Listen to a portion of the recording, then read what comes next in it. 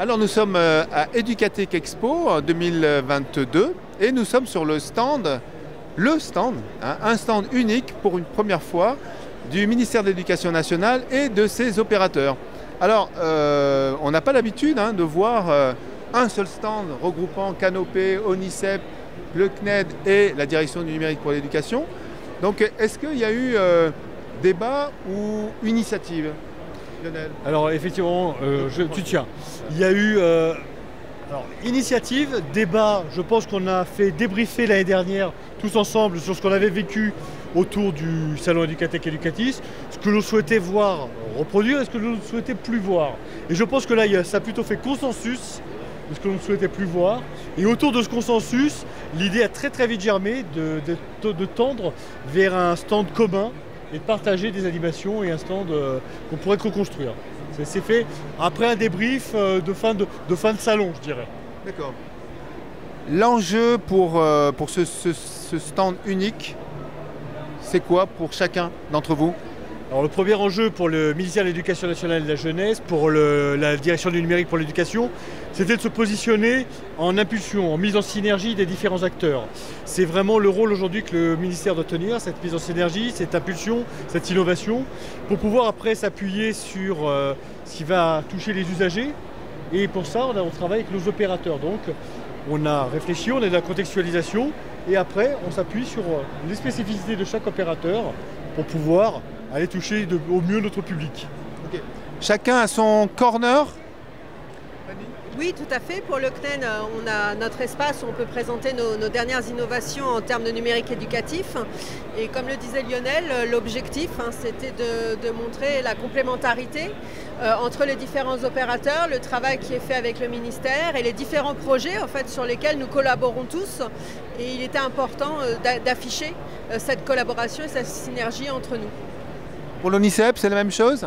Pour l'ONICEP aussi, je crois que c'est une évidence d'être tous ensemble. Nous avons le public des équipes éducatives, chacun bien entendu dans sa dimension à lui. Nous avons des projets communs, par exemple avec Canopé qui porte la plateforme e-INSPE. Nous occupons du développement de la formation sur le volet de l'orientation. Donc pour nous c'est évident de se retrouver là. On a l'habitude d'ailleurs de se retrouver sur les grands événements.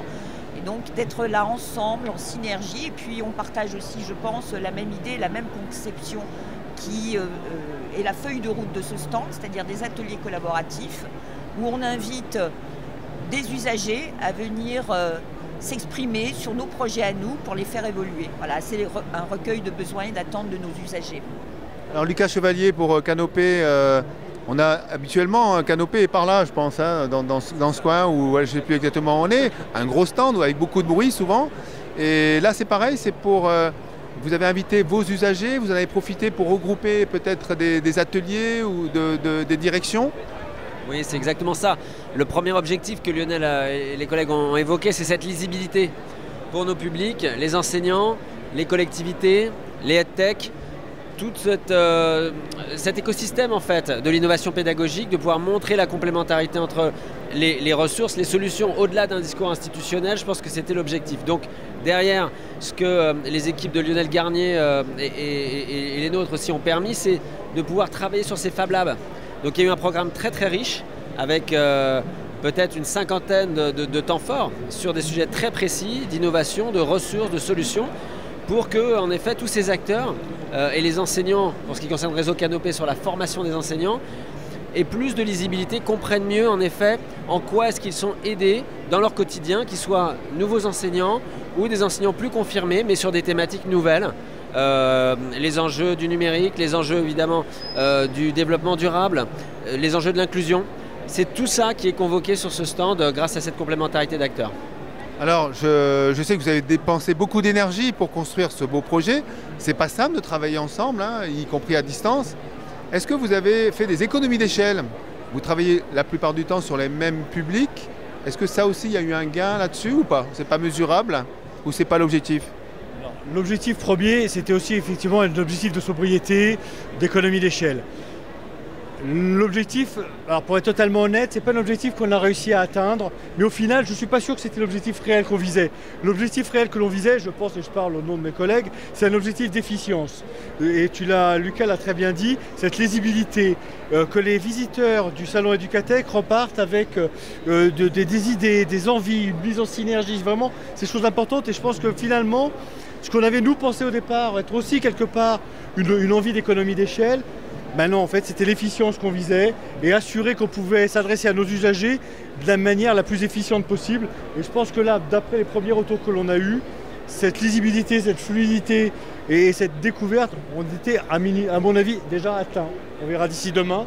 Mais sur ce mi-salon, je pense qu'on a déjà rempli ces objectifs. Donc vous êtes partant pour l'année prochaine pour le même type d'expérience? Allez-y. Demandez aux partenaires. Écoutez, je pense que tout le monde est plutôt ravi de la façon dont ça se passe. Voilà, on fera un bilan de tout ça à la fin du salon, mais je pense que l'expérience était plutôt satisfaisante. Et c'était intéressant aussi de pouvoir afficher nos collaborations tout en présentant chacun nos projets, en fait d'arriver à travailler ensemble et aussi d'avoir chacun sa spécificité sur ses publics et sur ses offres. Pareil pour l'ICEP. C'est exactement pareil pour le LICEP. En plus, nous, l'année prochaine, on reviendra avec une nouvelle plateforme qui est destinée à améliorer l'accompagnement à l'orientation des jeunes. Donc c'est un projet phare qui est porté par le LICEP sur le secondaire. Donc on aura beaucoup de choses à montrer et certainement encore à recueillir l'avis de nos usagers. Une petite conclusion par le chef de projet. Je suis ravi de ce projet, je suis ravi de cette idée de départ qui a germé et qui s'est réalisée en un beau projet grâce aux collègues, grâce aux partenaires, aux différents opérateurs. Et franchement, rien que pour ce que l'on a vécu, rien qu'à le monter, on repart, quoi. Merci à tous et donc à l'année prochaine.